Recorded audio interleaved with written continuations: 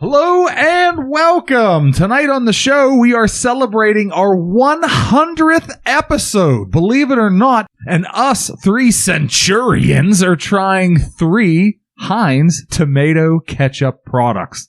It's gonna be great. We have the original, the no sugar added, and the no salt added. We are so excited to have you.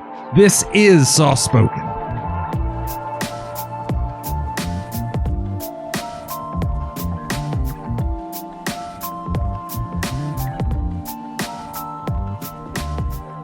And we're back. We are Soft Spoken. We're the podcast detailing your favorite sauces, dips, and condiments. My name's Adam, and I'll be your host, and I'm joined here this week by my co-host, Torey. Hello! That's right, it's me. Once again, whether you like it or not. And to my right, he's the man who's, believe it or not, solely responsible for supply chain issues. Him. It's him. So everyone can throw rotten tomatoes and eggs at him. His name's E. He's a co-host and friend. And despite him being responsible for all that, he's still a good buddy of ours. Welcome, E. It's all those multiple Kickstarters that I have. Right. I have multiple accounts with multiple Kickstarter, like in deep. I'm in deep with the whole supply chain issue. E. We've got the king of logistics. Tomatoes. We have a lot of rotten tomatoes to throw tonight. Oh, we do. At least 2 rotten tomatoes. You could say that. I'd say 1 at least. I don't know about the second one. And now it's time to catch up with the host. Time to catch up. Uh-oh. Adam's got I whipped out the papers. Well, a whole paper. As it bears mentioning to the listeners, to our faithful listeners, before we get into talking about our weeks, we do need to mention that it is sad to say, with grievances in our heart, this will be our last episode. Gave it hell, guys. Blomp, blomp. Yep. So we felt like we owed you guys a bit of an explanation, because this is kind of an abrupt thing. But this is episode 100 for us, and back when we were first starting the show, we initially talked about kind of how we wanted to go about testing the waters for this, see what we wanted to do, and we initially kind of made a commitment because 1 year is really not long enough to really get a good feel for whether or not something's going to be successful or not. So we kind of initially signed ourselves up for like a 2-year run to see if we could hit success with this idea or not. A 1-year contract with a questionable 1-year extension. That sounds right. I think it was a solid 1-year extension. We signed it with them, if you with recall. them, yeah. Correct. And then we kind of transitioned that because technically 2 years would be 104 episodes. It would be 52 times 2. And we kind of curtailed that at 100 because it seemed better to kind of aim for a round number. So that's... we like them around here. Yeah, that's what we're... Round numbers, exactly. So that's what we're coming to you with tonight, episode 100. But with all that being said, I think we need to get into... I want to tell the listeners kind of a little bit about, some of the successes we've had, some of the not successes we've had, and just kind of give them a little bit of an explanation about where things are headed after this. So, I know, Eric, you've been giving us, off the air, you've been giving us mad shit about wanting to get off the show for basically a year now. You're like, oh, well, I just thought we would be done by now, but I need to do a lot of other things. Kind of like tonight. You were, a classic E move. You were trying to kick the show off. You're like, well, what if we recorded on another day instead? I was trying to push it a little bit down the week. Yeah, I was. Yeah, as in typical E fashion. You gave me a nice 24 hours notice to like, hey, let's record in 24 hours. I think that's plenty of time. Oh, it's plenty of time. To do the normal thing that we... Okay, Eric. Yes, I think that was adequate time. I know you're being sarcastic, but like, most people aren't still in another state staying over in the night, Sunday night. You already had set yourself up for failure for your day regardless. Set it up for failure. I did. So I think it's reasonable self-sabotage to expect, knowing you were coming back to work on Monday, I think that's reasonable to expect. But I wanted to, anyway, so Eric, you've been wanting to get off the show for a while. I know a long time ago, I don't know, probably a year ago at this point, Eric and I sat down and we hammered out some goals for Eric with his life to start working towards to achieve, which... Some goals that need to be evaluated now. Some you've made some progress on. You are taking a more active effort in your dating life. You did finish up your bathroom. You got the sign planted out front. You've definitely made some distinct progress towards your things, which I think is questionable whether or not you would have made without that. But would the listeners know any of these other ones? Did we do an episode where we've talked about these things? Okay. But we've definitely talked about your bathroom. We've talked about your bathroom for definitely talked about episodes. The But bathroom. one of your primary goals was to free yourself up to have more spare time. So this was something you've been talking about. Like, what would you do if you didn't have the show, Eric? You'd have more free time. Nope, not anymore. I got all kinds of things lined up instead. Right, you filled it with other obligations, important things, and obligations. But that's what they are. That's kind of what Eric's got going on. But he's not going to elaborate on that. I can. Go ahead and elaborate on that. I've got some board game designing to do with my one friend. Okay. I have some beer making to do with my neighbor. I have an art venture to go down the rabbit hole with a coworker, which we'll see how An that art goes. venture? Yeah, she likes to do all these, like, Is this a 3D printing thing? well, somewhat. It's using 3D printing. It's using Photoshop. It's using all my art skills. So it's kind of cool. I don't know. It's she makes mainly she does like turvises and mugs. And what? And A turvis? yeah, like a turvis. Like travel mugs. A turgis. A thermos? There's thermoses, but turvis is a brand A name. thurgis. Okay. Yeah. I've never heard that before. in my Never heard of life. turvis? I've never heard any of Go this. to a Bed Bath & Beyond. Expand your horizons. I'm not going to do My that. favorite story. Yeah, I'm going to go beyond. I shan't Bed Bath & go Beyond.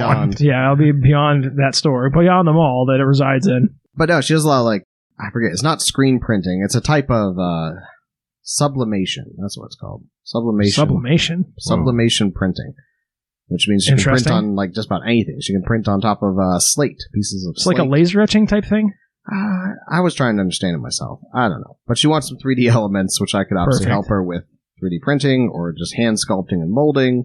I don't know. We got talking, so it sounds interesting. Sounds like another neat thing to Fill your occupy my time time and for something for me to complain Keep- about later. That sounds pretty badass. Yeah. Beer making and doing an art Oh. install or whatever. And It's awesome. And then I also got another guy who recently reached out last week about doing some side work, CAD design work. So okay. we'll see how that pans out. Interesting. We'll have to Good shit. provide some sort of written update to the listeners after this to see where this all ends up. But good to know what you've got going on post-show life. More mountain biking. Sorry. Oh, yeah, sure, maybe. I'd like to think so. I'd like to think so. We've gone once so far. More of that, definitely. Torey, you have a very special announcement, something very important to you coming up that will be taking up a lot of your time in the near future. That is right. We're recording obviously a little bit early, but this happens to be a Monday that we're recording on at the moment. And it's this very week that my wife will more than likely give birth to my one and only first daughter. And we're really excited over here at Soft Spoken. I know I haven't spoken really much about it, if at all.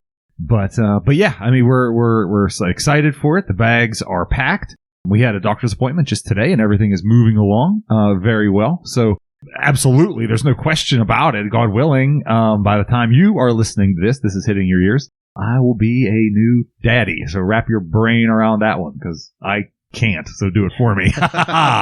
Yeah, I think that's very fair to say. You know, it's we didn't really we played it trying to play it chill to listeners, but we knew this was kind of coming up on the timeline, and we basically crammed like the last 10 episodes to within like a 2.5 week span of recording. So we were trying our best to kind of keep that coy a little bit and make it interesting still. And I think we did a successful job at that. I agree with that. I certainly hope we didn't give nothing away. No, I don't think so. But I think that we kind of knew that was coming along. Originally, our timeline was going to be basically a month from now. Originally, our wrap-up date was supposed to be like September 15th. But after learning about this, we pushed it ahead, and we are recording our last episode today on August 15th, 2022 for listeners, to date us firmly in time, something that I've very cautiously fought against until this point. So, Yeah, really. but You don't have to do this. No one's forcing you to do no, this. it's okay. But I think it bears mentioning because, you know, like he said, it's a Monday before his kid is born. So, like, you know, I think it's fair to say that, like, they want to know a month from now that things have all gone well, you know. So, Yeah, they want to think that's- track Torey's little girl's birth date for. I tried to all- keep it vague. I for the know rest we've of said it's fine. Thursdays in the past. it's okay. We keep it vague. So, I'll date us firmly, but still keep some ambiguity. But, and as for me, you know, I've been doing most of the editing for the show, and I know Eric has complained a lot before about how much time the show takes up for him and how much more free time he would have, you know, because we record here. Oh, I know well that I have the least amount of time invested It in usually this. takes a couple of hours for us to record here, and then, you know, Eric was doing the show notes, and Torey obviously is our social media manager on Instagram, and I've been doing the editing, so we all have stuff to do outside of the recording too. And the editing usually takes up a pretty good portion of my Sunday, if not like part of my Saturday and Sunday. So busy, which has been interfering with some of my other things too, because I also am one to kind of like collect projects to the point of being disgustingly busy, because like last year I started taking some more cello lessons, and I've been doing home remodeling for years now, obviously. So that's been taking up a lot of my time. And this past January, I started going back to pursue my bachelor's degree, which I put off for over a decade. So finally starting to make a little bit of progress back on that. And that's same thing kind of due to start back up again later this August. So that's been pretty big for me. And, I've mentioned a lot before on the show about me doing travel for work. And again, kind of played it a little coy, but to play it a little less coy, what I do for work is essentially working for NASA under the Commercial Lunar Payload Service for a private company making essentially to return spacecraft to the moon for America, which is a pretty big, ambitious project, which it takes up also a lot of my time and overtime. So, and that I'm sure you'll hear more updates on, in the news.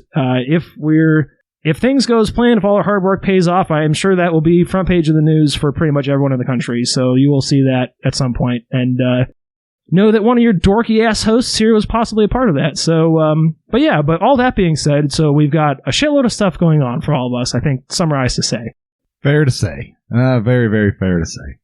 But with all that being said, I also want to talk a little bit about the show because, like we said, we weren't always totally successful. We agreed to do this for 2 years and 100 episodes.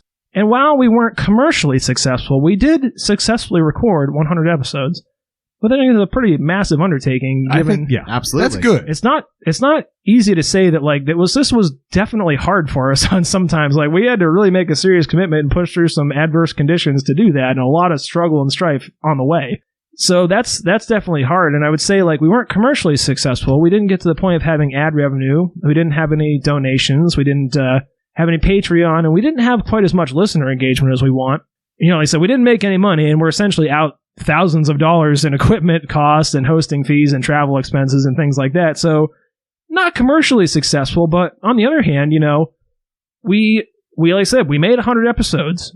We created our own cryptocurrency, for God's sake. I don't think something that any podcast has ever done before that I'm aware of. We made stickers. We had international collaborations, multiples of those. We had a ton of guests. We had awards that we 3D printed, set out to companies, 2 different Saucy Awards. We maintained a website. We maintained an Instagram. We had themed episodes. And like I said, I don't think that 100 episodes is anything to shy away from to begin with. For what it's worth, Breaking Bad, one of the most successful TV shows of all time, was only 62 hours. A little over half of the amount of raw hours we put out for a show. Seinfeld, another one of the most famous shows, was only 66 and a half hours, 180 episodes. Wow. So I think that it's fair to say that, from a success perspective, as far as putting out raw content, we were more successful than a lot of TV shows. Because figure, how many major popular TV shows, I'm thinking like Firefly, could cancel first season? They may have only put out 6 hours of content. Wow. You know what I mean? Pretty much. We're sitting here at over 100 hours. I think that's nothing to be ashamed about. The Seinfeld spinoffs didn't even make it that far. Yeah, exactly. I mean, in addition to that, we were hosted on 44 different streaming services. We were listened to by, dozens of regular listeners. Every week would tune in to listen to us. We had thousands of downloads. Some of our Spotify statistics, we had 93% males, but 7% females. 50% of those were between 35 and 44, but we had 3% of listeners between 60 and 150. Wow. So I think it's fair to say we had pretty wide reach. And Abraham Lincoln listening to us. Yeah. Not only that, but we're on Spotify. I mean, for me, I don't care as much about the other streaming services because they're not the ones I listen to, but I listen to a shitload of Spotify. I mean, there's years when I've listened to over 100,000 hours of Spotify. And I know you guys, Eric's not a fan of Spotify, but our friend group generally is a fan of Spotify. I mean, that's cool as hell that hey, something we made is on Spotify. You can listen to your own voice, turn that off, and put on top 40. Yeah. And all in the same listening session. That's pretty wild. Exactly. And I think it's also cool that we have this show which documents our friendship and how many people get their lives and entertaining moments in their friendship so thoroughly documented. I think that is truly exceedingly rare, and I think that's a privilege we have, is that if we want to go back and listen to fun stuff that we did as friends, we've got that shit on tap on Spotify. That's right. And I think if nothing else, what did we lose? We spent another 200 plus hours hanging out with each other. I think that's something that you can't really call a loss at all. And no, not at all. In addition to us listening to on Spotify, we were listened to in over 36 countries. We were listened to in the United States, obviously, was the most popular one. Our second most popular one, any guesses? We won't guess it. Pakistan. Eric? South Africa. Belgium. Ooh. Number 2 is Belgium, followed by Germany, UK, India, Singapore, Iran. Oh, wow. Good. And then Canada. So, yeah, I would say, so all in all, even if we weren't commercially successful, I would say we were overwhelmingly successful in a lot of metrics. And if you think about it too, like 100 years ago, having been listened to by thousands of people was virtually unheard of. That would have been the crowning achievement of any person's lifetime. You know what I mean? So I think it's fair to say that you kind of get disillusioned by like, oh, that such and such person has 500 million views. And it's like, that is an exceedingly recent phenomenon. Like, that is not something that historically was common at all. And Right. So I think that, like I said, by a lot of metrics, we were extraordinarily successful. And I have no regrets about trying out the show. And, very possible that, like I said, I think this show has kind of run its natural course, but nothing wrong to say that, like, sometime in the future, you might not be hearing more from us in some capacity. What are you guys' thoughts on that? Because I know that was the first you've seen that spiel, so it's probably some of that's news to you. Yeah, it's impressive. It's cool. I'm certainly not counting out the idea of coming back, maybe a reunion tour of sorts, or, once things settle down and the little girl's eating solid food, maybe we can try something different, or, who knows? There might be an entirely different medium when that time comes and goes. Who would have thought podcasts would have been a thing? I mean, not 100 years Very ago, fair. even 10 years ago. Very fair, yeah. 15 years ago. Getting on the radio used to be kind of like a hard, difficult, accessible thing, and now anyone can pretty much do it on a whim, Yeah. And like I said, I fully intend to keep our, like, RSS feeds and all that active, so, like, it will still be continuing to be hosted. Like, it'll be available, and theoretically, there could be some other smaller... I'm not going to pay for the full hosting costs for the full amount of storage we've been using, but there's nothing to prevent us from having a couple little snippets posted here and then in the future, so... That'd be cool. super cool. Yeah. I mean, yeah, we've spanned such a long time. Our flavor profiles have literally changed. I mean, there's things that we, as proof of the last episode we did, we went back to our season, our very first inaugural episode of Soft Spoken. We changed the ratings. Now, mind you, we also are firmly in agreement that they changed the recipes, but For one of them, at least, yeah. for one at least, exactly. And probably for more than that, too. And there's probably some that are gone entirely. But there's sauces that I would never have had the opportunity to try, or never would have been willing to try, Or heard of. or even heard of. Yeah, Nando's peri peri sauce is one that comes right to mind as something that a true treasure. Like, it was so good, and I never had heard of it until I did Soft Spoken. So I think it's funny because I generally don't tell people I work with that I have a podcast, but periodically conversations about sauces will come up, and I'm like, oh, here, I have encyclopedic level knowledge on sauces. Like, would you like to know everything about this sauce? You want the sauce recommendation? I'll give you 12 of them. I was just in a conversation the other day about mayonnaises, and talking about Duke's mayonnaise, and we were talking about Breaking Bad earlier, and in one of the latest episodes that just released of Better Call Saul, spinoff show, in the second to last episode, they started off talking about Duke's mayonnaise, and I was like, that's us! And they were talking about, like, how it's got more flavor and stuff. I'm like, yes! Yes. Cultural relevance! They know. So maybe we'll get some more hits on Duke's mayonnaise after that show comes out, but hard to say. But yeah, a lot of interesting stuff. And like I said, it was a wild ride. I mean, this was kind of like something I had to kind of coerce you guys into, but I think we all ended up having a fair amount of fun, and we all learned a lot and had an interesting time. And like I said, nothing else. We spent a lot of time with our friends, so no one's regretting that, I don't think. So no, not at all. It's been a lot of fun. Yeah, good opportunity to be creative and silly, and yeah, that's fun to me. With all that being said, that's the full preamble. We hope that you listeners, found that relatively satisfying, as I know we kind of came out of nowhere with this. I didn't want to make it over dramatic and have like a lead up to it. I thought like a last minute announcement was also fair, but I didn't want to leave people hanging entirely either, because I hate it when things just disappear off the face of the earth. Like, I wanted to give you some closure, so at least there's that.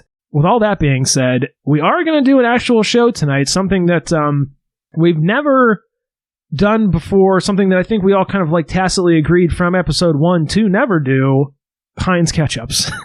So I do want to do us a little bit of a week round off here, as we normally do, a little round table, but like I said, we're diving into new waters, something we said we would never do because we use it as our rating metric, so it's kind of hard to go from there. But Eric, do you have anything you want to share about your week? Sure. I was, as you already hinted at, I was out of town. I was back in Ohio, back to my Flatlander roots. Had a really good time. I was visited my grandfather at his, home, and a big family gathering there. And then I stayed at my parents' house, and then we all went to the Mansfield Correctional Facility, or what was the Mansfield Correctional Facility. It's been shut down for the last few decades, but they filmed Shawshank Redemption there, and it's a haunted attraction, and got the whole tour there. That was very cool. Yeah, it was great. Got to see my brother, my niece and nephew, and a bunch of cousins, and great aunts and uncles, and yeah, really, really good time. Oh, and we had fish and chips, which was noteworthy because I had ketchup with my steak fries, my chips, as they call them. Do you have a remoulade? Now, you said you had a remoulade the other day, Eric, didn't you? I had a remoulade a couple weeks ago. Remoulade. Remoulade, yeah. Remoulade. Bob's, a little diner here, Bob's Diner in Carnegie, PA. Call them out. They're actually a pretty cool place. Yeah, it is. I love that place. They have the Isley's Chip Chop ham sandwiches. They do. They did that. Well, or at least they did. Anyways, I had a shrimp wrap that had a remoulade. And, it was lackluster. It was not a good remoulade sauce, but I don't know what it came out very thin and runny and kind of, lackluster in flavor. Huh. So, I think that's something that can definitely go wrong easily if you're not adept at it. Yeah. But I wanted to mention, what's that spicy Korean red pepper paste that you put on stuff, Eric? Gochujang? Okay, that's why I want. I know I'm saying it wrong. Yeah, I had that typed down in my notes here because it's gochujang. Is how you're supposed to say it. Gochujang, not gochujang. Gochujang. I just had a funny little. I was like, gochujang. It sounds like that stuff that soap with pumice you wash your hands with. Gochujang. Yeah. Gochujang. All right, and I also wanted to mention as a brief rewind, since we're making fun of Eric, I was thinking about eating that honey that we tried, the honeycomb, and you're saying like the wax is technically edible, and I was kind of thinking like, you guys ever, like when you grew up in high schools, did you ever have people be like, oh, here, have this gum, the wrapper's edible, you can eat the whole wrapper? You ever have that? No. And I think there are some gums that have edible wrappers, but like the same thing is like, but why though? And that's kind of how I feel about the honey. Like, it may be edible, the wax may be edible, but why would you eat it? And that's the same thing as the gum wrappers, although worse. But that was it for my little brief soft-spoken rewind. But what about your week, Tor? Pretty much standard stuff. I know with your recent revelation, that's obviously a big part of your life recently. Oh, so. Right, yeah, that's changed my my world and my outlook pretty considerably, as you would expect something like that to do. But yeah, keeping it light. I have dove in. Dividend, I think is dividend. Yeah, dividend. I think I've heard that word before. You've dividended into the retro games on the PlayStation Network. Nice. The PlayStation free. Now. They are included with the subscription. Okay. So free with quotation free marks. To you. Yeah, exactly. And I was playing. I don't know if you guys remember it. Siphon Filter. Ringing bells? No. You are you're like a more rugged James Bond type of spy. And, there's a virus, of course, that's the siphon filter, blah, blah, blah. But damn, I forgot how horrible that game controlled. I mean, I'm willing to cut the graphics a break. You're talking PS1 era. But wow, the controls were awful. Yeah. That's like glitchy, like you'd like overstep. No, just bad. This is something bad. I don't know if we've talked about this before, but for the kids that aren't like our age, who didn't grow up with like the earlier eras of games, there was like the early games were like, okay, you had like arcade style, and then you had like the NES and things like that, which had a pretty standardized gamepad, like 4 buttons on one side, 4 buttons on the other side, pretty easy to handle. And then these companies went off to the fucking wild side, and they had like the N64 controller is a prime example. It has 3 handles. Yeah. And I mean, there's a lot of other weird controllers and stuff too, but like kids for these days that have just started gaming within the past 10 years or so really take for granted that game controls used to be as varied as the games themselves. Nowadays, like, you can pick up most games and immediately know the control scheme because they keep them all pretty much the same, at least for like first-person shooter type games, right. But that was not the case in the past. You used to have to learn completely new controller schemes for every game you played. And that particular game, that predates the joysticks. Oh, wow. That were on PlayStations. Yeah. They were the gray controllers that you plugged into the front of the machine. Yeah. So that predates the sticks. So right there, you're doing you're in 3 dimensions. You're controlling this spy with a gun, shooting bad guys, of course. And in 3-dimensional space with a D-pad. Right. Wow. Yeah, that's the thing. Like, controls for games, kids, used to be truly nightmarish. I'm thinking, like, my thoughts are like, now if you want to play like a Call of Duty, like aiming down the sights and then releasing aim down sights and shooting is all extremely seamless now. And I'm thinking back to like GoldenEye and Perfect Dark N64 games, where it's like, oh, you want to aim down the sights? Sit there, pause, click this other button, and you can like toggle it on. And then the joystick, you have to like hold it in place, and it's all this whole weird thing. It's like a process to aim down the sights, and it was like something that wasn't even worth doing in most games. Like the original Tomb Raider, another good example. Yeah, just like nightmarish control schemes. Like we've truly progressed, to insanely better systems. So. When the original Tomb Raider came out, I was playing that on PC, which I feel like was a little bit better. PC maybe. was generally better because, the mouse has always been the quintessential, like, best version of aiming. So, and the mouse already has 2 convenient buttons, one for whatever aim down sights and one for fire, so that has made a lot of sense. But he's too busy looking at them polygonal titties. Hell yeah. Look at them perfect pyramids. You may not like it, but this is the ideal female form. That's right. Lara Croft, circa 1996. How has your hingement game been going? You seen any Lara Crofts on there lately, E? Lara Crofts? Yeah. No. No one that in refrigerators. Polygon. Oh dear. You have a Stranger Things shirt on today, E. I do have a Stranger I just now noticed that. Something was throwing me off because that's like a popular culture reference. Yeah. Which would be a perfectly normal shirt for anyone else to wear. For you, it's quite the revelation. I love Stranger Things. What is this? The Upside Down world? Could be. Easy. All for it. Maybe I'm Vecna. Maybe I'm one. No. It's kind of a cool shirt, though. I actually like the color scheme. Yeah, I think it was neat. You did something cool, Eric. Shocked. You did something cool.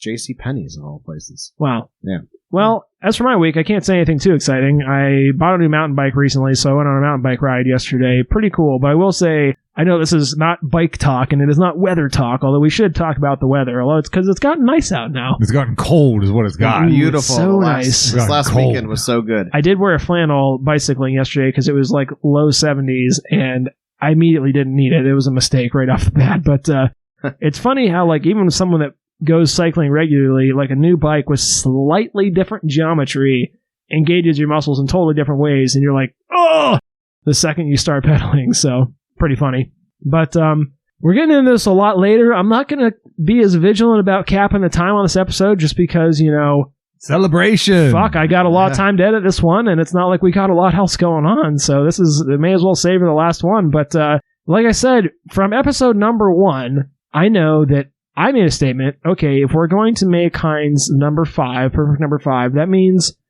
we can never taste it. Because once you've judged all of the sauces based on a number 5, how can you taste it and rate it anything other than a 5? Right. They totally throw your entire past history of the show into shambles. So rather than going the perfect most direct route and just trying the OG Heinz, I did get 3 ketchups for us tonight. I got the Heinz original tomato ketchup, the original 57 varieties. This one has a slightly different label. It's Art of the Burger. And what I'll say is that this one here I brought tonight just strictly for comparison purposes. We don't need to throw a rating on this. And again, as I mentioned, I don't think we can. But it does have a little bit of a different label than the standard one, so we'll talk about that. But in addition to the standard Heinz ketchup, we got Heinz tomato ketchup, no salt added, and Heinz tomato ketchup, no sugar added. Because I've never had either one of these, and I thought that they would be strange. I know that some people have said criticisms about ketchup, it has too much salt. Some people have said criticisms about ketchup, it has too much sugar. It's overpowering, etc. So I thought, let's try each one of these with those missing ingredients and see if it's better, see if it does alleviate those concerns that people have, and go from there and give them an honest shot. And these, at least, we can give a straight-up rating to. So without further ado, we'll go into the outside of the containers, the visual description of the bottles themselves. I'll go first, and I'll start with the original. Strangely enough, for being the original, it has the least original label on it. This is your standard bottle, though. This is a 20-ounce bottle, one of the medium-sized ketchup bottles, and it's got kind of the violin figure-shaped bottle to it, I would say, with the indentation in the middle and the 2 curves on the top and bottom. And it goes into the typical ketchup spout, the white, maybe 2-inch wide lid with a 57 on top, nice little ring of splines around the outside, and of course it has the silicone butthole once you pop the top open, and that's how the sauce is dispensed. Moving on to the actual label itself, it bears mentioning that all three of these have the upside down label. Much like Eric's shirt, they're living in the upside down world. So I have the Heinz original, which is anything but original on the label, as I mentioned. It is a mostly red label, and it says Heinz, established 1869, tomato ketchup, with a U under it. I'm not sure what the U stands for. I don't know if we've ever talked about that before. Is that... Let me see the U. You don't have a U on it? I'm trying to think what the U would be like. It's not like ink. It's not like trademark. It's not like copyright. What does the U stand for? And then it says art in like a fancy script form in yellow of the burger in just regular white printing. And then under that it has a very like classic looking burger with a fat patty on it. Something that you'd see on like a 1950s menu, I would say, with a bun, an insane amount of ketchup laden onto it, a healthy amount of mustard on top of that, and then the burger. In a strange move, they put the condiments on top, and then the burger, and then below that, pickles, tomato, red onion, lettuce, bottom bun. Below that it says 57 varieties, 20 ounces, and then following the outside of the main red part of the label, it has a yellow with like, looks like ketchup and mustard stripes on it, so kind of strange. The back of the label, I think, is your perfect standard Heinz label. Nothing strange about that. And the only other thing that jumps out at me on the front is something we'll talk about later once we've described the rest of these sauces, but concerns the calorie count. The only thing on the back of note says Heinz. For over 150 years, only Heinz has made the thick, rich ketchup America loves from only the best red ripe tomatoes. Nothing else tastes like Heinz. Now that is one of the truest statements we've ever seen on a sauce before. Very true indeed. I'll agree with that. Now, Eric is someone who is frequently known to say that salt is a flavor enhancer. Someone that is very salt sensitive, scared of salt, but also claims to like salt. We gave you the salt-free one. Do you want to go ahead and describe to us the label that you're looking at there? Yeah, I'd be happy to. Well, in fact, the bottle itself. The bottle is reminiscent of Adam's, as he called it, a violin. I call it more like a dumbbell with lots of little niches and curves more like to a it. dummy thick bell. Ooh. Bell of the ball. It's kind of cool because no matter where you grab it, it feels pretty comfortable. Feels whether you're... fuckable. Yeah, there you go. Wow. Eric's ideal woman, a sauce bottle. Oh my. How many ounces is yours? Ours is, mine and Torey's, I believe. I'll let Torey tell his own, though. It's 14 ounces. Okay, so yours is 14, mine's 20. Which actually, Yeah. yours looks like half the size of mine. That's interesting. Yeah, maybe a touch thicker, though, in the Maybe. Yeah, man, it could be. That's true. And I did look up real quick. I did a little Google search while you were describing the rest of your bottle there as to what the heck the U in the circle means, and it's kosher. That's what that stands for. Really? Yeah, so it could be the K in a Oh, circle or the a U. K in a triangle Interesting. or a U. So are yours not kosher? No, we do have I have a U. Torey's. Torey, do you have a U? My lips are sealed. I'm waiting to Yours get was wait. butchered with animal products. I'm waiting to get adjacent to it. All right, Has so pork in it. cloved hooves. Uh-oh. my label is in the classic Heinz shape, that wonderful keystone. I don't know if Adam mentioned that or not. I think Mine doesn't have a keystone on it. It doesn't even have Oh, I guess the label is The in a label's keystone in the shape. shape Yeah, of it, okay. yeah, The label is, yes. and it has a gold border within that, and then it's bordered by this yellow, which is the same background where it says no salt. And I believe on the standard Heinz ketchup bottles, it's a red border. And a red I think it's background. green. Okay, I could be totally I'm wrong. pretty sure it's green. I think we've talked about this before. Hold on. Let me look at the back of mine. Whoop. Let me look at the back of mine, and mine, it's green. It's bordered in green, And and the mine's back- bordered in yellow. I would say so- I don't think the back of mine has changed. I think it is green, in fact. Okay. Yeah, and then it just says Heinz, established 1869. Tomato ketchup, no salt added, has a picture of a tomato plant with one single fruit or vegetable, depending on what you believe in. It's a fruit, dude. It's a fruit hanging on this one outstretched vine. So yeah, and then it also says 25 calories per tablespoon. I don't know if you You spoiled that. No, I was going to say that because this is the one point of interest. Oh. Because, and we'll skip ahead here since you already mentioned it. The original only has 20 calories per 1 tablespoon. Yours, you said, has 25. 25, but it has no salt. The no salt has more calories. Now, Torey, spoiler alert, how many calories does yours say on the front? 10. 10, which is interesting because on the website, as we get to later, on the website they advertise only 5 calories per serving for yours, Torey. Now, That seems weird. It seems nefarious. That's all. No, Seems the very serving strange. size is changing. They're undercutting us on. Could be, but since we bought the sauce, I just bought these like last week. And then there's some kind of weird like date code or something at the bottom of my label. A whole string of numbers, which doesn't really mean anything to me, but I thought it was interesting. The numbers, Mason, what do they mean? Worth noting, yeah. I have no idea Let me what they see. can mean. Oh, mine doesn't have any number. Oh, wait. Oh, yeah, mine does. I think mine does have numbers. Let me take a look now that I see it. Yeah, mine does have numbers as well. But if it's a date code, I do not know how to read it. So, strange. E. It could be like a lot number, too, or a serial number or something like Right, that. some sort Probably of a lot serial number. Come on, Mr. Computer. Beep, boop, get Beep, it cracking. boop, get it cracking. Sure, I could Google it and it'll tell me some incorrect answer right off the cuff. So, I mean, let me rephrase that. Let's read the numbers off. What's yours, Torey or Eric? mine is 0405 003 426 1500. It's a lot number. It's gotta be. Yeah, because like my first like 6 digits were the same and then they differed. So it's 100% a lot number. That's all. Welcome to the Binary Podcast. Beep, boop. Just for quality, just for QC purposes, it's a lot number. This is best if used on date on cap, which it is in date by a lot. Yeah, not good Mine's until a date by over a year. June of 2023. So, yeah. And it's interesting because yours has no salt. Theoretically, fewer preservatives. I think the ingredients will show that it's probably loaded with sodium benzoate and all that shit. So I'm sure it's not loaded, yeah. I'm sure it's fine. But Plenty of other preservatives, just not salt-based. go ahead and tell us about yours there, Tor. Sure, I have the antithesis to what E has. E has no salt. I have no sugar added. So yeah, my bottle's a little bit different in a couple of respects. Mine does not have the U. Interesting. Yeah, at least as far as I can tell. In the Heinz, you said the U appears where? Right under the trademark thing, like right where under the tomato ketchup. And mine's right by the logo. Oh, I do have a U. Okay. I'm sorry. Oof. I was expecting a U up on top Oh here. dear. Okay. Oy there is a- vey. Thank God. Boy, Oy that'd vey. be terrible Mazel tov. if there wasn't no U there. But yeah, so the bottle design between E and myself is pretty close. However, mine's only 13 ounces. But Really? They're The same bottle though. They're cheating me an ounce. Now they do that by weight. Is that what we decided? Yes. So it is theoretically it's spoiler alert. There's more differences in these than I thought there would be. Yeah, his is 13, or mine's 13, his is 14, and the gram count changes also. Okay, that makes sense. So there you go. You get a little bit less with the no sugar added, where E's has that yellow band across where it says no salt. Mine is blue.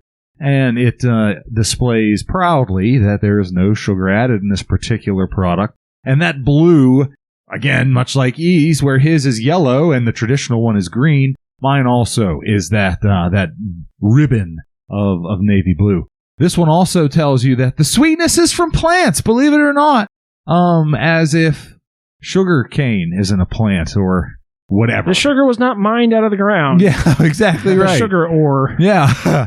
The blue border continues on the back. I'm not going to repeat myself. It's a Keystone. It has the tomato on a single stem, a very lonesome tomato, I may add. And it's waiting for me to come by and pick it with my salt shaker and have it for lunch. But at any rate, I digress. I think it's interesting because yours, Torey, like you had mentioned, it is a lighter weight. And we'll get into this in the actual sauce description, but I'm willing to bet that yours has like fewer solids in it, which may be why it's the same, like a lesser weight in the same volume. Does that make sense? Maybe. Sure. Maybe. Interesting. Now yours also has, what is that little green label thing on the front? That's the plant comment. Sweetness from plants. I think that comment must be referring to, it's like not aspartame or something like that. Like it's not some weird ass synthetic chemical, like it's stevia or some shit, you know? Yeah, I don't have a little monologue on the back of my package, sadly, like you do. I have a bigger bottle, so right. Yeah, you have more real estate, more room for monologues. to do Heinz is not proud of yours like they are proud of the original. So. Mine has a little blurb. Oh yeah, in specific to my own. It just says the thick and rich ketchup you love, made with the great tasting salt alternative for 96% less sodium than regular ketchup. Oh, it's a salt alternative. That was my question too. Like, how much are they actually changing the recipe in these? Is this, and that's why I was curious to get these in the ingredients. And spoiler alert, Heinz is prolific. They have ketchups of all varieties. They have some with like less sugar. They have some like with different vegetables and shit. Like, they are prolific about ketchups. We'll get into that on the website later, but for now, just be tantalized as a listener. Ooh. But, so there is a little bit of difference in the labels, and I think there's also an equivalent amount of difference in the actual appearance of the product itself. So let's go ahead and move on to that now. I've already formed my opinions, and like I said, I think it's fair to do this in comparison to the original. Now, the original, hey, I'm not going to spend too much time describing it as someone that likes to overdo shit. I'll just say, like, you've all seen it. It's the most standard ketchup. It's red. It's mostly opaque, somewhat lightly transparent, medium red, bright, thick, sits in a nice little firm puddle, probably would barely pass a blizzard test. Basic standard stuff. We use it as comparison because every American has probably had it, and it's familiar. So I won't dwell too long on that. And I will say the other basis for comparison is these other two to contrast from that. So, Eric, do you want to go ahead and lead us off with yours, the no salt added, and how that differs from the original? I'd be happy to. Yeah, blizzard test is, holding the bottle up. I got a little hollow space at the bottom, and it's slowly creeping down. I think that's like trapped air, though. I don't think that's exactly how. I think you've got like a little vacuum situation going on. All right, that's fair. But I think yours exhibits less shingling. Like, you look at mine, there is some like light shingling on it, and I don't think yours really has that as much. Yeah, I suppose it's a cleaner space there at the top. And I think the color is actually real similar to the original one. I think it's maybe a touch darker red, I would agree. say. It's but dark. I mean, it's like slight. I think it is, to me, it is distinctly darker and almost more like a brownish color than the original. Like, I think the original has a very bright red. And I will say this. I have some ketchup. Oftentimes I'll buy ketchup like in large quantities in like 2 bottles at a time. I just refreshed my ketchup, but I happened to have a fresh bottle to compare it to. I had a ketchup that had been in my cupboard, still within date, but it was like a year old, and it had darkened. Yes. It had gotten considerably darker from when I originally purchased it, and I would say that the one you have there, Eric, it is possible that because it's a less popular product, it sat on the shelf longer, and the darkening is just due to the natural oxidation of the product inside, despite the fact that it's had really no detriment in taste or flavor. So, could be. Well, I'll say it's within that range, because the one I have in my fridge right now is about that color. It is darker, and it is maybe browner. I'm sure, I mean, we could listen back to when I did the Sir Kensington spicy ketchup, recap that we did when I had it in my fridge for a year, and it had turned pretty much, really deep, dark brown. Yeah. And, same kind of thing was going on with that. Scary. But what about the sauce that you're looking at there, Tor? Sure. Again, yeah, I have the no sugar added, and this appears to be significantly thinner in its viscosity. More viscous, I think. We still haven't figured that out 2 years later, and we're still taking random stabs at the dark. But you know me, I'm a science guy, and I like to be precise, so I just say it's more watery. So there you go. More watery-ish. It's more watery-er. Ish for those keeping score at home. Yeah, like E mentioned, that vacuum or that cavity, I guess was the word he used, fills up pretty damn quick. You can't get ahead of this ketchup. It is runny. It reminds me almost from a texture and look standpoint of catsup.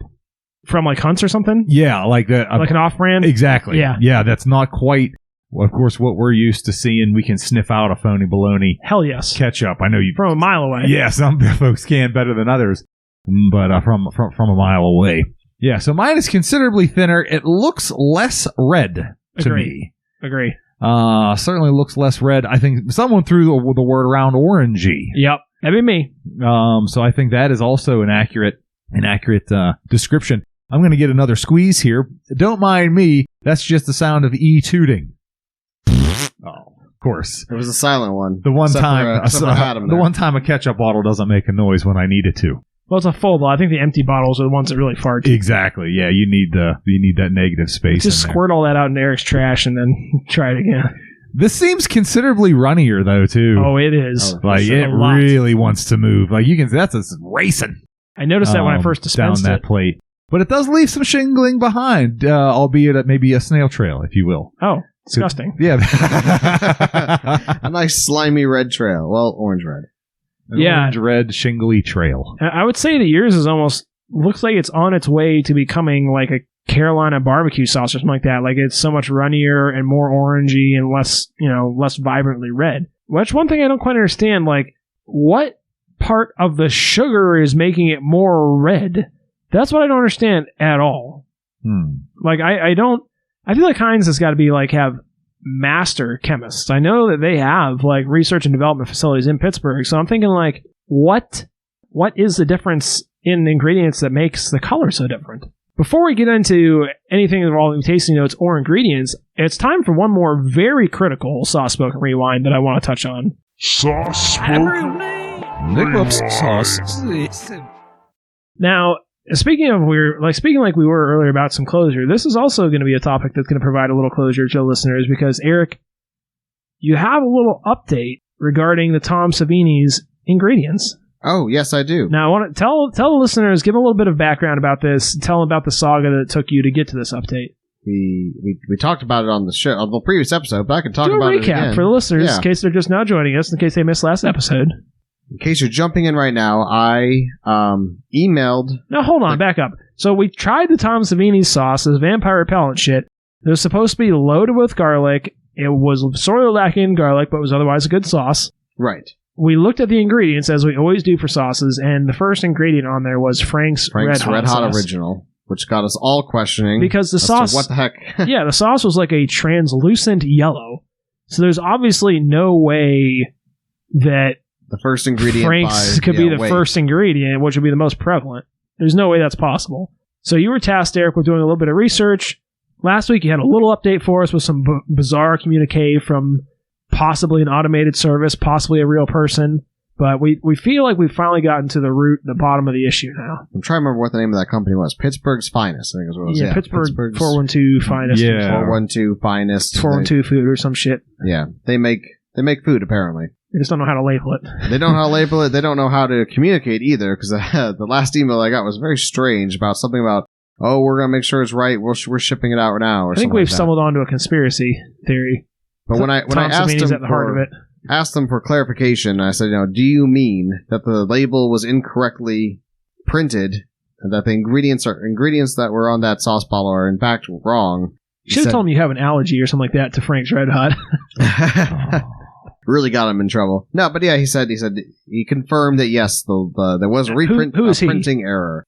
I will have to bring up the Who is he? Who is he? Who are they? What was his name? Who are they? Tom Savini? No.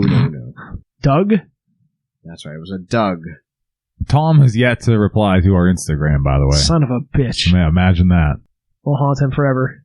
That's right. His name was Douglas. He said that batch was printed wrong and they are being corrected. Thank you for letting us know. How are you going to correct them, dude? They're sitting in my fridge. Come out here and put a new label on it. I do think that, and I think you looked and you did some research, Eric, and they do actually have like another hot sauce, right? They do. It was like a Texas Chainsaw Hot Massacre or something like that. So it makes sense that this was a labeling mistake, which was a topic of hot controversy because I know some of your coworkers, Eric, were convinced that it was correct. And Torey, as a matter of fact, even your own wife was very much convinced that that labeling was correct and we were wrong. Was possibly correct, I think. I don't think anyone was taking a firm stance on it there, Adam. Well, I guess that's true. None of us really knew, but Torey, I think your wife was pretty confident she knew. Something different. But, so we did get to the bottom of that. It was misprinted. Not the most exciting, thrilling conclusion, but it's what we expected. At least we're vindicated in that, knowing that we were, for the first time on this podcast, correct about something. Yeah, it wasn't first. So, with all that being said, let's go ahead and get on to our initial tasting notes for these sauces. Now, again, I'm not going to dwell on the original. We don't need to go around this. It's a classic sauce. Most, like I said, pretty much every American has tried it. It's salty. It's very sweet. It's got a lot of sugar and salt in it, two things it's really known for. It's got vinegar. It's got, obviously, a tomato base to it. A lot of people complain about it. They say it's an overpowering sauce, that it kind of like drowns out the other flavors of the things you put it on. And you know what?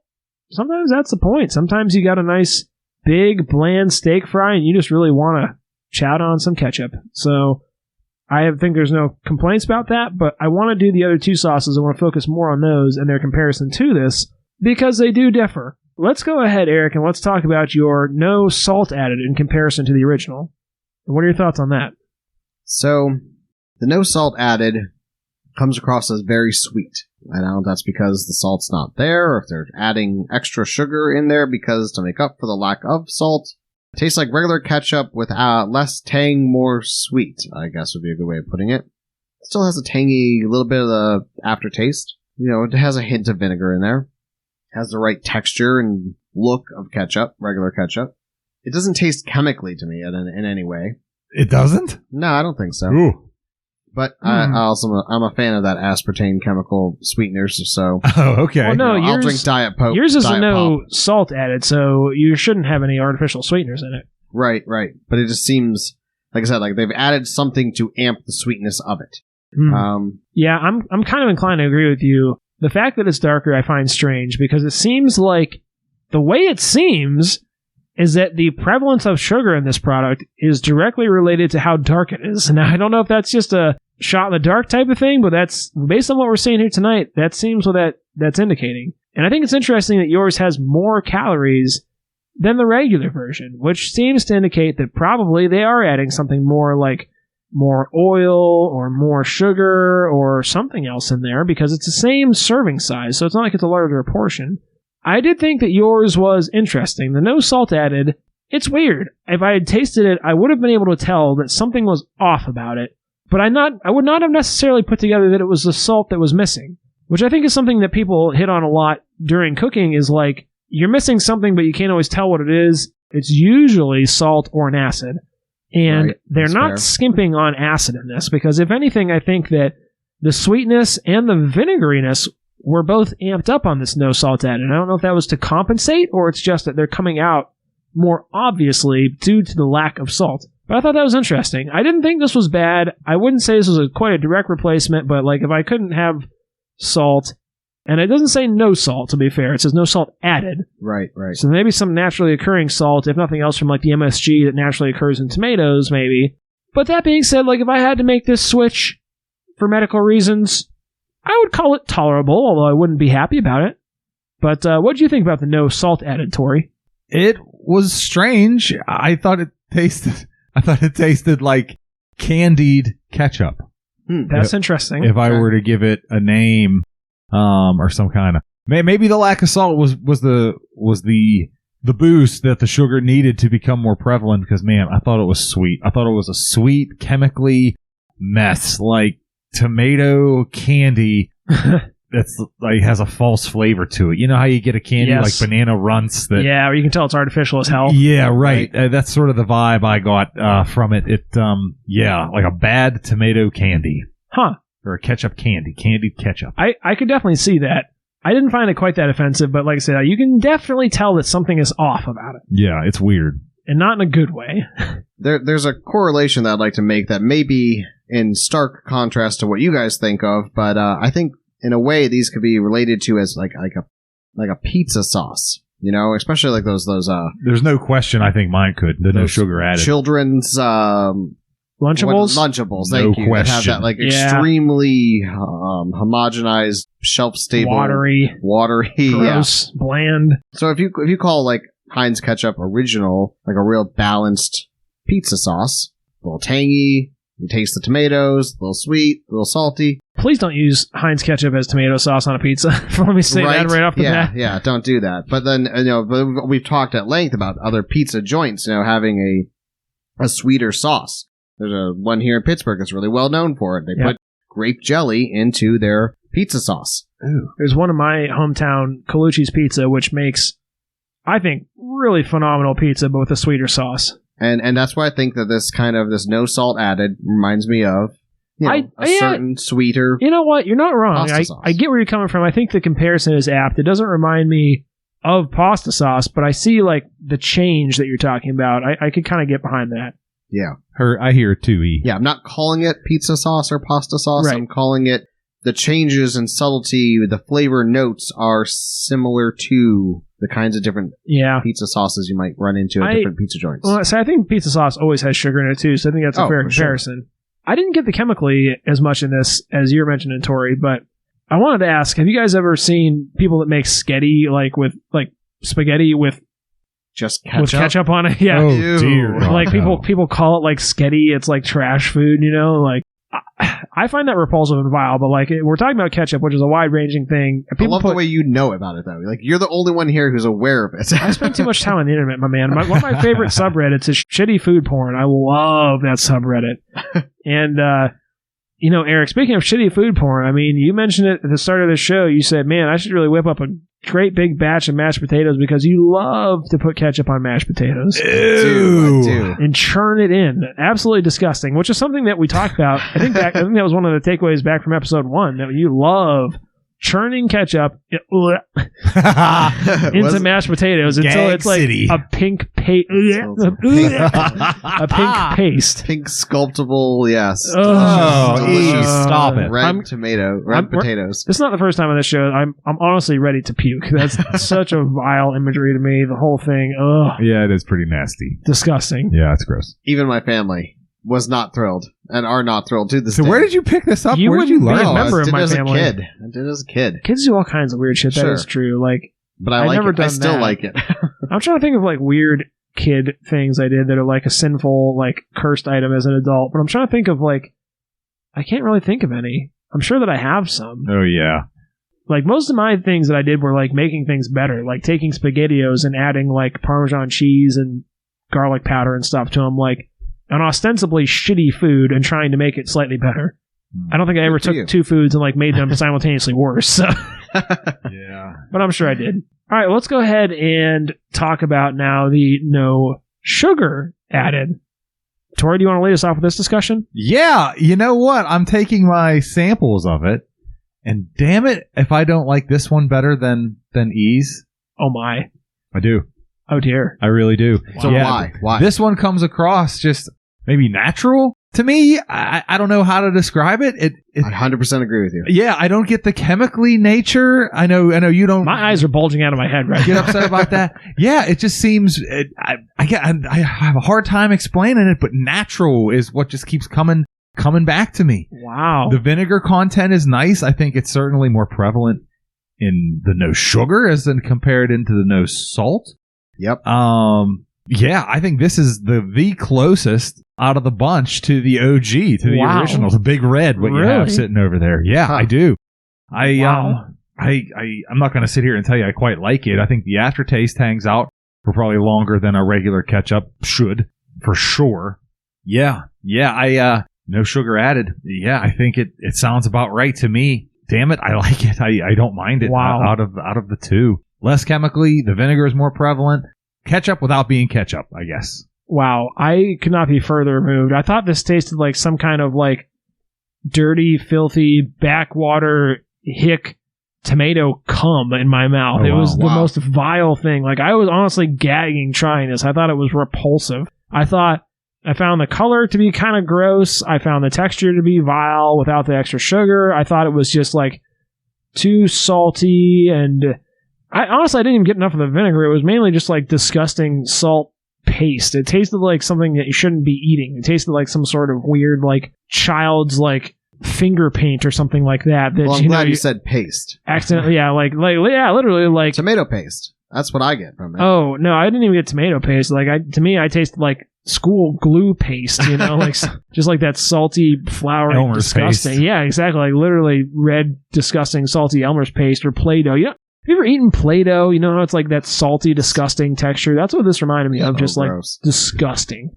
Yeah, I barely could make it through eating my one tot that I dipped in it. I found this one truly repulsive and vile.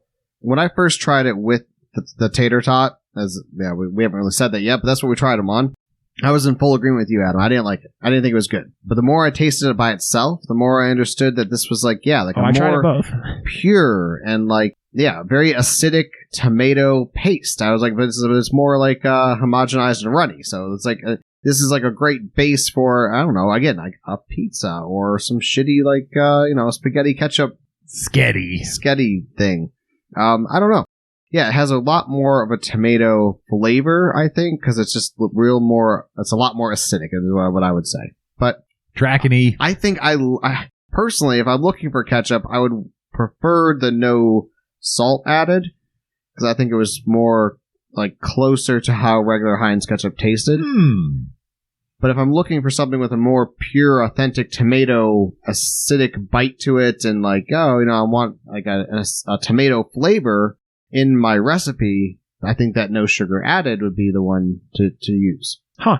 Yeah, interesting. I think for me, my main takeaway was that if I had to get to a point in my life medically where I had some ailment, I could deal with trying the no salt added ketchup. I could deal with that adjustment to my life. If I couldn't have the sugar added one, I just wouldn't have ketchup anymore. Yeah, I wouldn't go for it. I would go for like some kind of barbecue sauce or something like that instead, or something else I could get away with that didn't have as much sugar that still tasted good. Like that's the adjustment I would make. Yeah, I would not go to this product. I would either just eat less of the ketchup, or like I said, I would get a product that naturally has less sugar in it, maybe like a Carolina style barbecue sauce. But that would be my personal choice. Huh. All right. Well, that gets us through the tasting portion of the show. Now, I think that the adjustments to the ingredients are going to be pretty obvious on this. So, and the spoiler alert, the Heinz website is sprawling, I would think would be a way to put it, because Heinz makes an assload of products. So for the purpose of this episode, I just want to go ahead and I want to do our rapid fire style of reading for just the ketchups, of which there are already a copious amount. So we'll go ahead and we'll lead us off here. Torey, you want to get us the first one? Here you have the big boy, Heinz tomato ketchup in a staggering 114-ounce jug. Yeah, almost a gallon. And then Eric? And you have the Heinz tomato ketchup, which is like the one we're trying tonight, I think. It seems like. Well, maybe. It looks like a glass bottle, maybe. I think it's plastic. It's just bigger. Okay. Bigger. It's a 38-ounce bottle. Yep. And then they've got your classic 32-ounce bottle. And then, of course, the one we're trying tonight, the 20-ounce bottle with the art of the burger on it. And then we start to get into the weirder ones. I think it's interesting to note that these ones that we're getting into now are under the heading of health and wellness. Yes. Which, of course, that's the first thing I think of. And they had a lot of these. I picked these up from Walmart. They had a lot of these different varieties at Walmart. In the health and wellness section? Yeah, right next to the Tums and aspirin. Right next to the multivitamin gummies. All right. Right next to the diabetes medications. The neck braces. No, and, just with the rest of the ketchups. And they don't have these in all the stores, obviously. But okay. Go ahead and read these off for us. First and foremost, in the health and wellness section on Heinz.com, we have Heinz tomato ketchup sweetened only with honey. Which I think is interesting because that comes in a 31-ounce bottle as opposed to the 32. But the thing I found interesting about this, just as an aside, it's sweetened only with honey. And this is something we talked about on the show. Like, is honey really better than like a high fructose corn syrup from like a sugar content level? Press X to doubt. That's all I'm going to say. Press X. So it's like, okay, I think that's a bit of a stretch to put it in health and wellness, but whatever. But go ahead and lead us off the next one, Eric. The next one's sort of interesting, too. It's a Heinz tomato ketchup with a blend of veggies. And then 1 ounce as well. And then we get into the Heinz tomato ketchup, no sugar added, that we're talking about here tonight. Oh, we have the another repeat performance, the Heinz tomato ketchup, no salt added on the website. And then they have the Heinz Simply Tomato Ketchup with no artificial sweeteners. Which I think that was an interesting one to me, too, because they make this differentiation between no sugar added, sweetened only with honey, no artificial sweeteners. Like, do they consider honey to be an artificial sweetener? Yeah, right. That's why I'm so, like, some of these things seem so strange. Like, they're making all these varieties. This isn't like a pitch, like a marketing pitch to make these. These are already in existence. So I find that strange. You know, their That's lawyers super had a field day with that. Yeah. Right. And then lastly, they have the Heinz organic tomato ketchup, which, again, I'm assuming that it's mainly like the tomatoes are made without like no pesticides or something. I don't really know where you're coming out with that. But now we'll get into some of the flavored ketchups. Torey, go ahead and lead us off with that. Certainly. We have sriracha ketchup, tomato ketchup blended with sriracha. That's my jam right there. Heinz, another one here we have is Heinz hot and spicy tomato ketchup blended with Tabasco brand pepper sauce. And then lastly, they have the Heinz jalapeno tomato ketchup blended with real jalapeno. That sounds good. Yeah, I don't know which one of these I would most like to try. I definitely would not be the sriracha because, like I said, I'm not a fan of that. Tabasco, I don't know if Tabasco would blend well with ketchup. I would probably be most inclined to try the jalapeno. Yeah, so that's the primary ketchups they have. And of course, they have these in different bottle sizes, but like I said, the thing that mainly I was having a really hard time with this at the store, trying to parse out between like the no sugar added, the no artificial sweeteners, you know, the sweet only with honey. That is a really good point, though. No artificial sweeteners, but with just honey. Well, Yeah, it's a What do you- strange. Yeah. It's a strange Raises questions. limitation. Yeah, Lots, I don't quite yeah. understand that, but like I said, they've mentioned they've got a shitload of stuff at Heinz website. They've got obviously your ketchups, mustards, mayonnaise, barbecue sauces, combo packs, gravies or gravies, Gravy. vinegar, pickles and relish, specialty sauces made by Heinz, and then the Heinz collection. Let's actually take a look at sauces made by Heinz and the Heinz collection, because now I have to know what the fuck those are. Oh, sauces mixed by Heinz. These guys. Yeah, these are all the weird as fuck ones that we've talked about before. Right. Torey, go ahead and just read us off all these. Sure. We have honey racha. We have mayo racha. We have cranch, which, We've tried before. yeah, we've certainly tried before. And finally, mayo chup. All of these are cursed as hell. I will say that. And it does Oh, say yeah. no sellers found for all but the cranch, which I determined to be cursed as hell, so Yeah, it was gross. yeah. And then they've got Heinz introducing Heinz 57 collection, and they've got a very nice, looks like covered in red chili pepper looking pepper flakes, pasta, yeah. which actually looks pretty tasty, but it looks like it'd be too spicy. Oh, they've This is got the expensive stuff. artisan sauces. This is something I'm completely unaware of. Tori, you want to hit us with the first one? Sure. We have the Heinz 57 collection, infused honey with hot chili. You have Heinz 57 Collection Culinary Crunch Mandarin Orange Miso Crunch Sauce. Ooh. Heinz 57 Collection Culinary Crunch Roasted Garlic Crunch Sauce.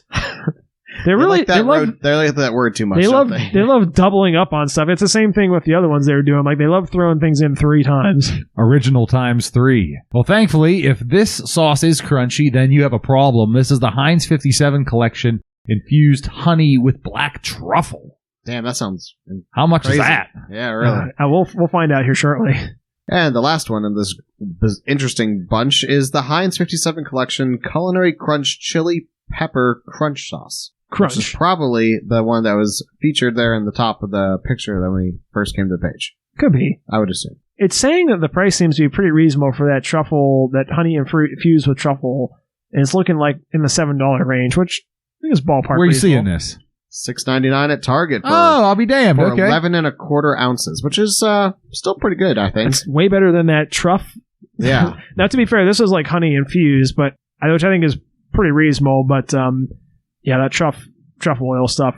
They must be selling a lot of that because they're really branching out into a lot of different markets. So like, it must be popular, but man, is it expensive. Yeah. So like, I know that they were selling mayonnaise, which I would love to try the mayonnaise because I think they would do a good job. But like, bro, I'm not paying $12 for a jar of mayonnaise. Not until inflation finally finishes beating us up here. But with all that being said, it's time There's for like Eric's. a black truffle mayonnaise? That sounds pretty amazing. Yeah, well, it's made by Truff. It wasn't clear that it was made with. Okay. I don't know what the actual ingredient changes are, but with all that being said, it's time for Eric's favorite segment of the show, the ingredients. All right, so we're going to do the regular Heinz 57 ketchup as a baseline and then read the other two?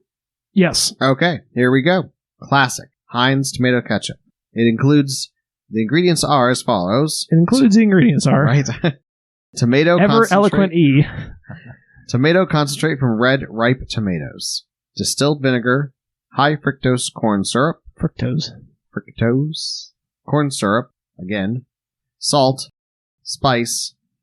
Onion powder. Natural flavoring. I like the way they just call it spice. It's like from Dune.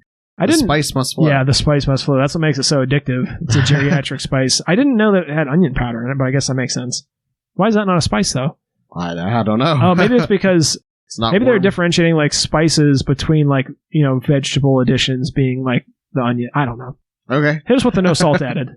The no salt in this one contains tomato concentrate from red ripe tomatoes. We start off the same. Distilled white vinegar, sugar, potassium chloride, which Okay. is a sugar alternative. That's the salt alternative. Yeah, or salt. Sorry. Natural flavoring, spice, onion powder, and that's it. Okay, so that makes sense for why I thought that one tasted the most normal because Potassium. it's basically, I'm guessing there's way more sugar than there is salt in these products. So it's probably easier to replace the salt. And they just added potassium chloride, which is basically like that no salt stuff. If you're sensitive to sodium in your diet, you switch it out to this potassium chloride. It has a roughly similar taste, but you can eat it safely without increasing your blood pressure. Again, don't listen to us for medical advice. I'm just saying that is a thing I've been told. So Have you tried potassium chloride alternative salt before? I have not. I wonder if it's sweeter than like regular salt. If it has a sweetness to Sweeter? it. I wonder if it has a sweetness to it as Oh, well. no, there's definitely no sweetness to it. Okay. It's just salt. Like salts are a whole class of products. Typically when people refer to salt, they're meaning table salt, sodium chloride. This is potassium chloride, but there's an entire plethora of salts in general. True. And It's some like of bath them, salts. You can chew someone's face off. some of them are edible and some of them are not. And potassium chloride just happens to be one, but magnesium is another electrolyte salt that people are familiar with that your body needs. So again, not medical advice, but I'm pretty sure that's factual. That sounds right. It sounds by bystanders. Most importantly, electrolytes are what plants crave. It's true. So Okay. Eric has no. It's what plants crave. It's what plants crave. Eric has no idea what we're referencing, but No idea. No idea. you would fit in so well in that movie too, Eric. All right, and last but not least, the Heinz tomato ketchup, no sugar added. I was gonna bet you $100 it starts off with the same exact ingredient, which is Made tomato. with moldy red tomatoes. Yeah, really. Tomato concentrate from red ripe tomatoes. Woo, I like to mix things up here. Followed by distilled vinegar, salt, natural flavoring, stevia, leaf extract, onion powder, and that's it. So it's got stevia in it. Now I'm just curious. That's Can you kinda read gross. us off? Like, does it tell you on the original? Look at the nutrition facts, and can you tell us the grams of sugar and the amount of salt, like the amount of sodium? Alrighty, well so total sugars in the regular Heinz is 4 grams 4 grams of sugars per serving. per serving. Okay, and how much salt? 1 tablespoon. And this serving size over here is 1 tablespoon on the no sugar. No, how much salt? The salt is 180 milligrams. Okay, so 4 grams and 180 milligrams of salt. Right. Compared to the no sugar one, which how much sugar? The no sugar has 0% of your daily value. Wait, it says total sugars is less than 1 gram. Okay. But still, and then it says in like I said- parentheses, sugars added 0% daily. Right. If there's no sugar added, there's probably still some naturally occurring sugars in the tomatoes and stuff. They are fruit. And how much salt in that one? Has 190 milligrams of salt. Okay. Still coming in at 8% of your daily value, which Right. is the same as original. So there's marginally more salt, but the bulk of there's obviously, we knew this already, but there is considerably more sugar in this product in the original one than there is salt. So we were right. Getting rid of the sugar is a bigger change in the product overall, which makes sense. And like I said, I think stevia is kind of gross, but it's also more concentrated sweetener, which makes sense. You don't need as much of it in there as you do the sugar, which could be a result of less dissolved solids vis-a-vis sugar, which would make it lighter. And that doesn't quite explain the difference in color, but that does explain the weight difference. So again, 4 grams of sugar in the original, 180 milligrams of sodium. So now compare that to the no salt added. How much sugar? The no salt has 5 grams of sugar, so we upped it by a gram, and it has 5 milligrams of sodium. All right. So, okay. So that does make a little bit more sense there. So that's interesting though, because I'm kind of shocked why they chose to modify the amount of sugar in the no salt added. It seems like kind of a pointless addition. I don't really understand that one. Yeah. What's really interesting is the fact that it says it includes 4 grams of added sugars, but the total sugar is 5 grams. Right. And the Heinz... Well, we already knew that because in the no sugar added, there's naturally occurring 1 gram of sugar. The original has 4 grams of sugar, right? Yep, including 4 grams of added sugar. Oh, okay. And they both say including 4 grams of added sugar? Yeah. Okay, all right. Okay, that makes more sense then. A little. That's weird. It must be like a rounding error or something like that. That makes sense. Because you know how they do that with serving sizes. Like there's a certain resolution that you're allowed to get away with kind of like fibbing about a little bit. So I imagine it was just on a rounding error between the two is my guess. So interesting though. Well, let's go ahead now and get on to the ratings portion of the show. And let's go ahead and why do you give me that look, Eric? I hadn't thought about ratings. You always give me this weird ass look. Like we've done this. This is our 100th time doing this, and you're shocked that we're coming to ratings. Yes. Why do you do this, Eric? You continue to frustrate me even this far, and this is actually why we're ending the show, because I can't take any more of you. I'm going to have to switch to the no salt because of my blood pressure from dealing with you. But let's go ahead and let's start off with the no salt. Eric, do you want to give us a rating on that? And like I said, this is a rating compared to the original, which is a 5. I'm going to give it a 5.5. Really? You like the no salt better? I like sweet. I like, that extra little bit of Interesting. sweetness. I think it's tasty, more Wow. tasty. I don't know. Okay, for me, I think I would say this one was a 4. I do like that salt. I like the flavor balance the original has. To me, both these other ones kind of tasted like off-brand ketchup, and I think that the no salt added one tasted considerably more like Heinz, albeit a little bit off, but I think if I had it on a burger, I think I'd have a hard time telling. Not so with the no sugar added, but what was your thoughts on the no salt added, Tor? I like this considerably less Right. than the other ones. Yeah, I didn't care for it at all. I gave it one last Hail Mary, last ditch effort, put a Schleck on my finger and tried it. It still sucks. It's a 2. Wow. Wow. All right. And, okay, let's get on to the no sugar added. Now, like I said, I was being very clear about this one. I tried it. I found it gag-inducing. I was struggling to get through eating it. And I had some bad sauces. Some were worse than this, but this was pretty miserable. To me, this honestly is like a 0.5. Wow. It was bad. Wow. It's Gag-worthy. It's hard to imagine, how something could be that varied from just a tiny little... If that was the only ketchup I could eat, Change. I'd just stop eating ketchup. Yeah, you said that. Stop. Hands down. What about you, Eric? I think there's applications where it can really shine. I think on... Like a trash can, a trash It's- bag. I think on fries, tater tots, I think that is not the application for it. So... What would you try it on, though? Well, like I said, I think it has a more classic tomato bite to it. Okay. Add it to... I don't know. Yeah, add it as an ingredient in a pasta dish. Or All right. Meatloaf. Or like a sloppy Meatloaf, Joe or something like that, Sloppy I guess. Joe. Yeah. I still wouldn't use this. I would just use less of the original one. So yeah, personally, eating it on its own, I'm going to give it a 4. Okay. But, and it grew on me too. Like I said, the initial tasting, didn't really care for it either. I was definitely maybe being influenced by your gagging and choking and crying and tantrum over there. I peed my pants. You peed your pants, the whole 9 yards. Yeah, I don't know. I ended up pretty much eating all that was squirted out onto my little tasting plate. So I ended up liking it at the end. I think a 4 is a fair rating for it, and I'm sure Tori's going to get even more glowing rating. Actually, I'm coming in right with you, E. Oh, okay. Yeah, I like the no sugar more than I like the no salt. However, I did not like the no sugar more than the original ketchup. So I think with all that being said, I think it lands pretty solidly in the 4 zone. All right. I certainly wouldn't go out of my way to buy this ketchup. If I found myself into this medical situation, this aforementioned medical scenario of make-believe, I would probably cut out ketchup entirely. If I was left with either one of these options, I wouldn't miss it that much to begin with, but that would ultimately be my choice, my decision. Yeah. The no sugar added was better than the no salt, but not as good as the original, and the original isn't wonderful or marvelous in my opinion. So yeah, it's a quattro, it's a 4. I think it's interesting after trying these 2 sauces, though, that when I went back to tasting the original and having all those ingredients, you could taste it. I feel like that original had a little bit more of the roller coaster of flavor. They a little do bit strike more complexity. They strike a good balance, and like I said, it's a Pittsburgh trope that nothing else can replace Heinz, not as far as ketchup goes, and certainly not as far as fucking stadium names go. Yeah. Fuck you! I'm not even going to say them on air, but they know who they are.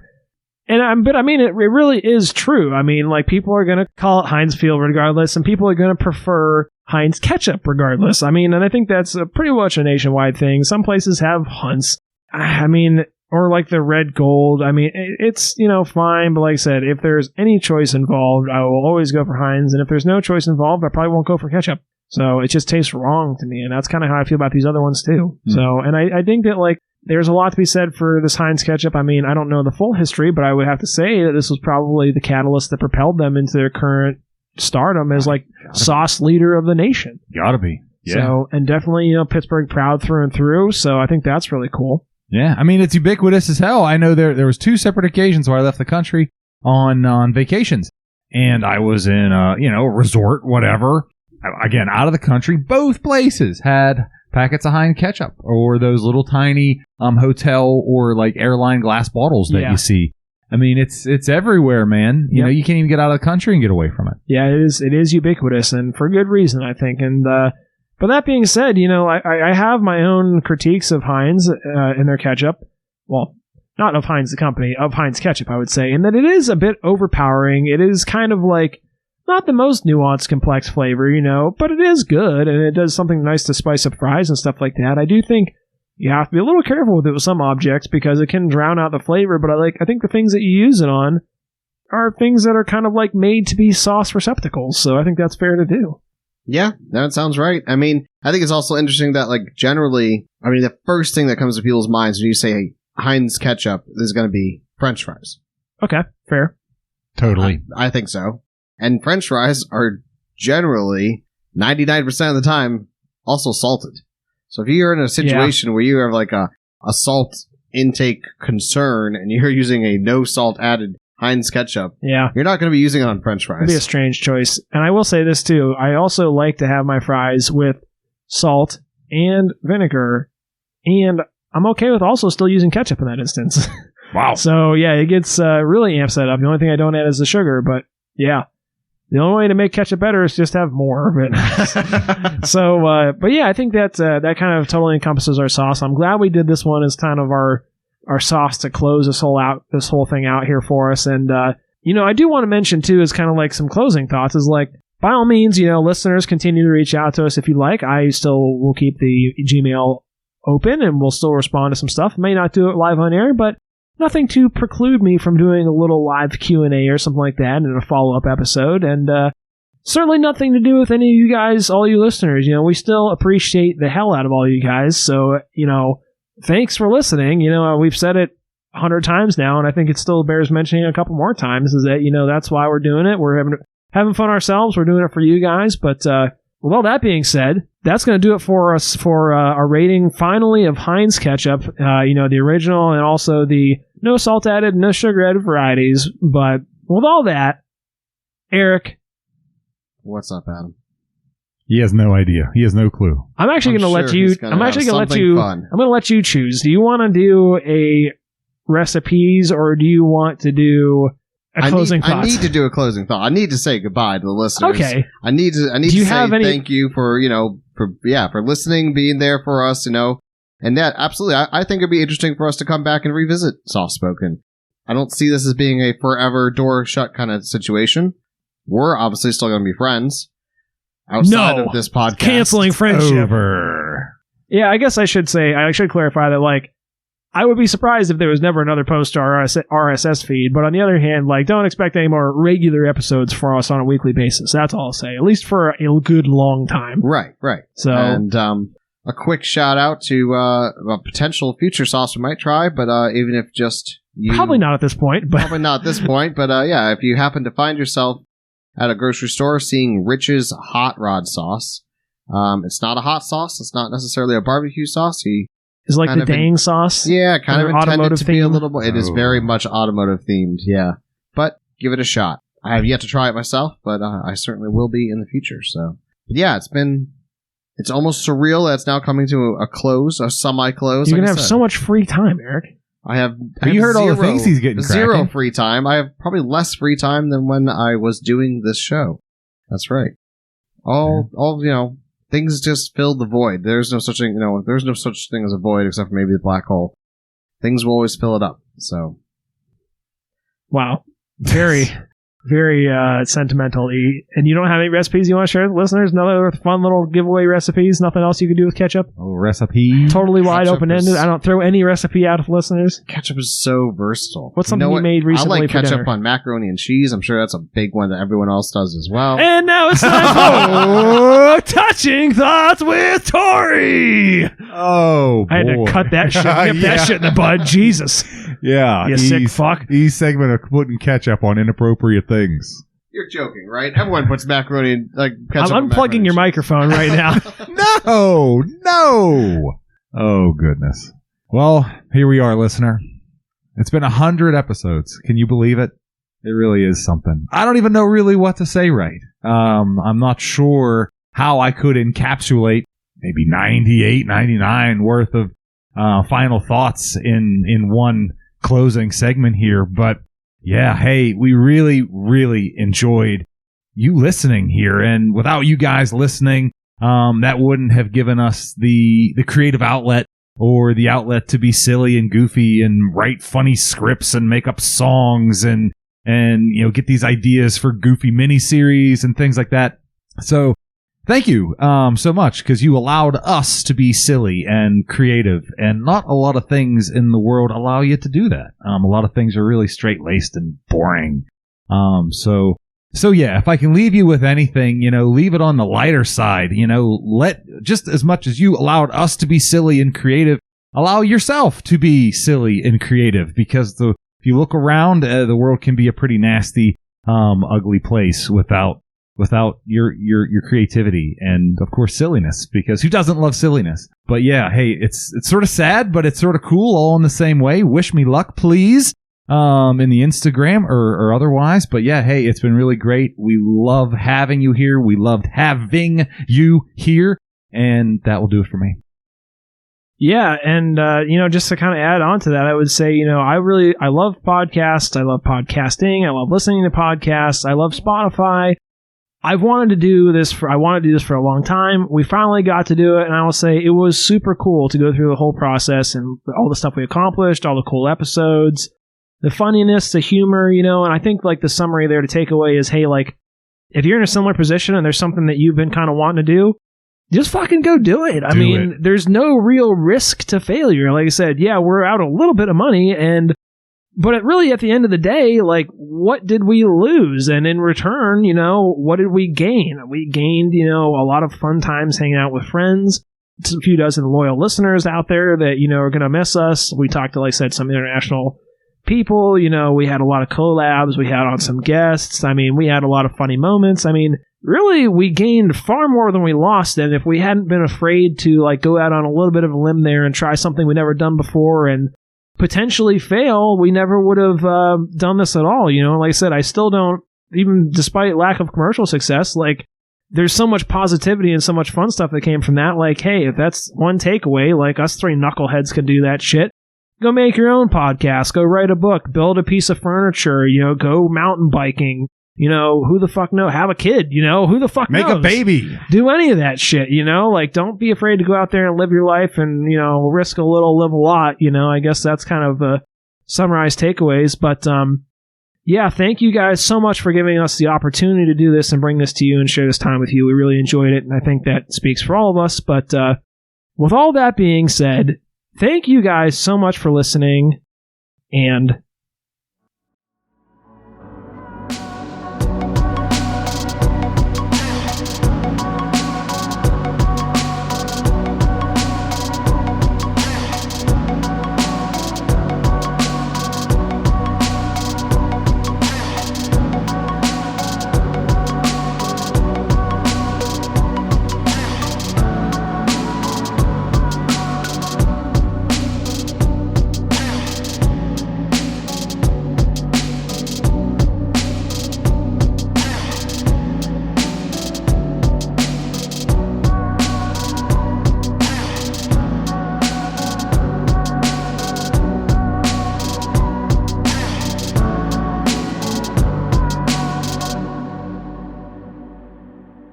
I don't know, I only watched like the first, 6 seasons or so. I only watched the first 84 seasons of that show. Yeah, right. Are they still making that? I think they are. Fucking probably. That was one. They had such a good concept, and they had like the right actors to do it right, and they just couldn't fucking give it up. That's one thing I will say, is that I can't stand when like shows or whatever else goes way past the point when they should have quit. You know what I mean? There's a certain like honor and discipline and, I don't know, integrity, whatever, to being able to like call it when it's had its moment. You know what I mean? So I feel like they're on like season 17 or something. They should have stopped it like literally after like the 4th season. Yeah. That would have been an appropriate time to end it. My question is, as far as the writer's concerned, what's the end game? Okay, that's exactly what my complaints tie into, is that like shows that have like a known story arc are generally good shows. Like I'm thinking like Breaking Bad. Exactly. You know what I mean? Exactly. Like it had a defined beginning, middle, end. There was a series of action, and each season had its own arc within there, but like, you have to end it. A good story has an ending, you know? And that's the thing with Talking Dead. They're like, this makes too much money for us to ever end it. So there's nothing there. It loses everything that made it good. Just shuffle in a bunch of new characters, a bunch of new actors. It's okay, here's a new season. Yeah, it's the same thing as watching fucking Survivor or one of those other endless shows. These meaningless. sappy, dialogue-heavy episodes. Oh, these heart-to-heart. Ugh, it's the characters. The characters you're supposed to like feel for when they die. You're eventually like fucking finally something of interest happened. You're like, it loses all meaning, you know. So. But it ties in really well to our sauces this week.